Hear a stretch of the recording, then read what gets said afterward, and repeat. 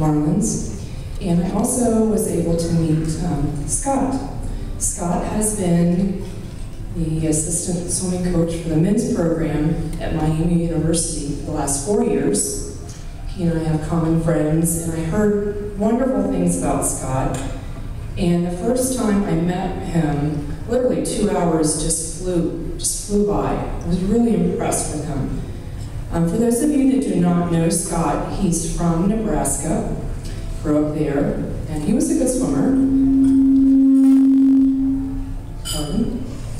He was a good swimmer. He was able to be recruited at the Division I level, and he went to the University of Wyoming and swam there. He is the most decorated swimmer out of that program there at the University of Wyoming.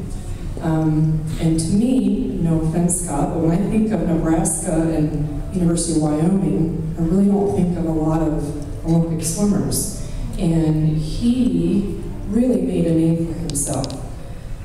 He ended up at the 2004 Olympic trials. He qualified for the Olympic Games in the tuna breaststroke. And in Athens, he ended up 7th place, which is remarkable for all the swimmers in the room, including myself. What, 0.01% maybe can ever say that they were at that level.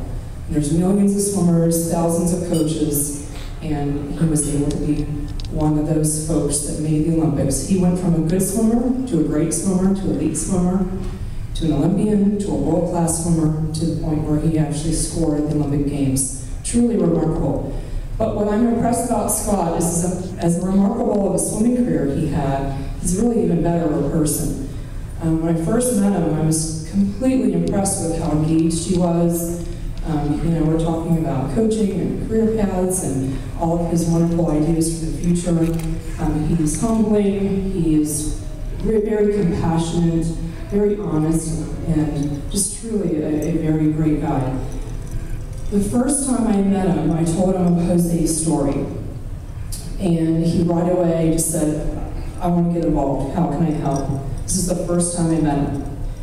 And I said, well, could you coach the clinic in October? And he's like, sure, I'm there. And of course, he was there, it was great. And he was a part of that. And then next thing you know, he's donating his Olympic gear to Louisa to raise money. Tonight, he did a handful of items for the silent auction. And then obviously, he's donating his time for tonight. So you guys are in a real treat. He's a super person. I'm honored to call him my friend. Please welcome 2004 Olympian Scott Usher.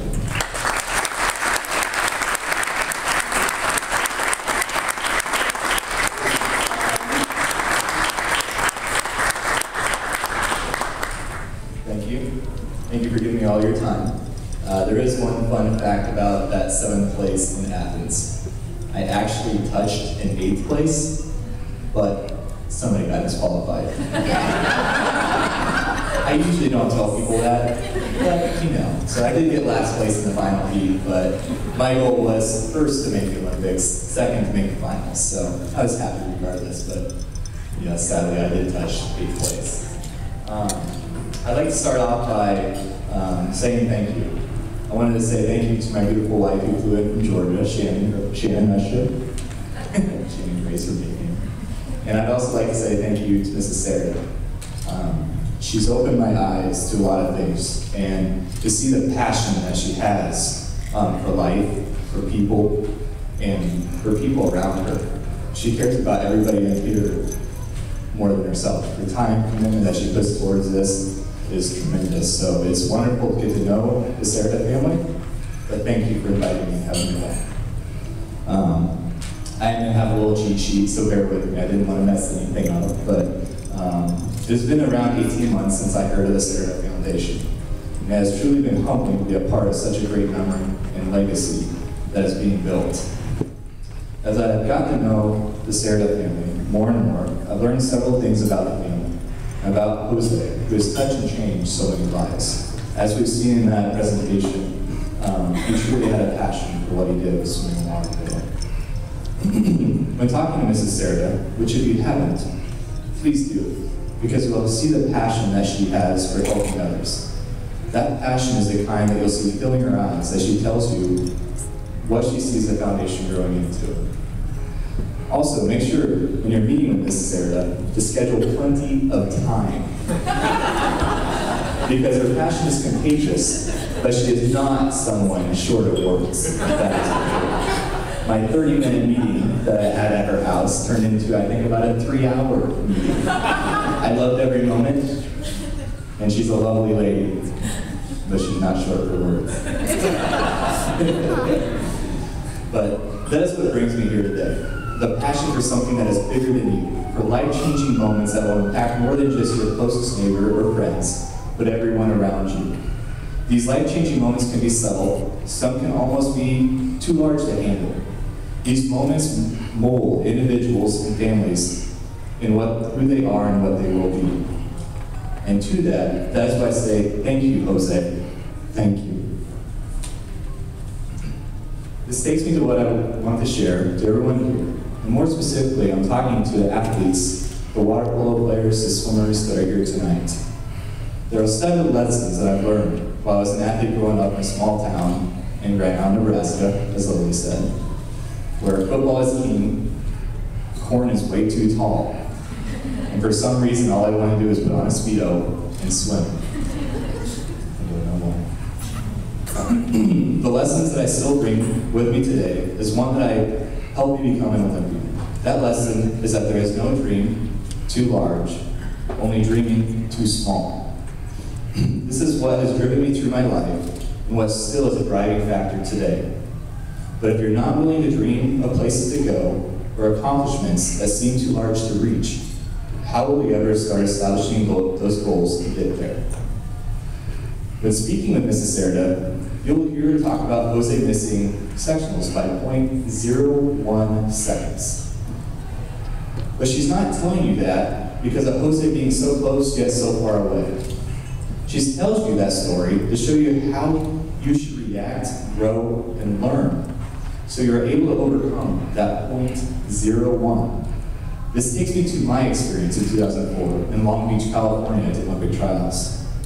The first event was the 100 breaststroke, and I was fortunate enough to make the finals of the 100 breaststroke. When all the swimmers had finished, and we looked up at the board, I saw my name in third by 0.29 seconds. You do have to be second place to make the Olympic team.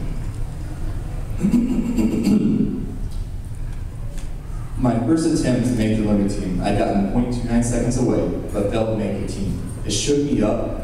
It, for that moment, took my dreams from me, but only for that brief moment. Did I get discouraged or frustrated? Yeah, because I knew my goals and dreams took me to places that I couldn't imagine. 2 days later, I had the 200 breaststroke, and after everyone had touched the wall, my name was on the board, but this time, it was in second place. I had made the Olympic team for the first time in my life, a dream that had been a part of my life for some time. My experience was missing by my 0.01, has strengthened me and allowed me to 2 days later reach my dreams and goal. The ability to learn from losing or not obtaining a goal is one of the most powerful lessons and feelings you can gain. From that moment, as an athlete, you can mark that feeling and say, never do I want to feel that again. You can make the choice of what are the next steps, goals, and moments to get yourself past that barrier. It's never an easy road, and you'll never know if it's going to take days, weeks, or years, but if you never stop dreaming, you can make it happen. Please remember, as you go through life, that you will have your 0.01 moments, and how you react and grow from that moment will help shape and mold your life. At those moments, you decide where your dreams and goals will take you. I do appreciate everybody giving the time to share your thoughts tonight. And I hope that all of you have a wonderful night. We're all here for a wonderful event. Jose has touched a lot of our hearts, and what this event means is a lot larger than just one person. It's reaching out to all the swimmers, water polo players, and the community around. So I appreciate everybody being here. I appreciate you listening. And remember those 0.01 second moments that you have. Remember how you react to them. because that will be how you define your life. And thank you for having me.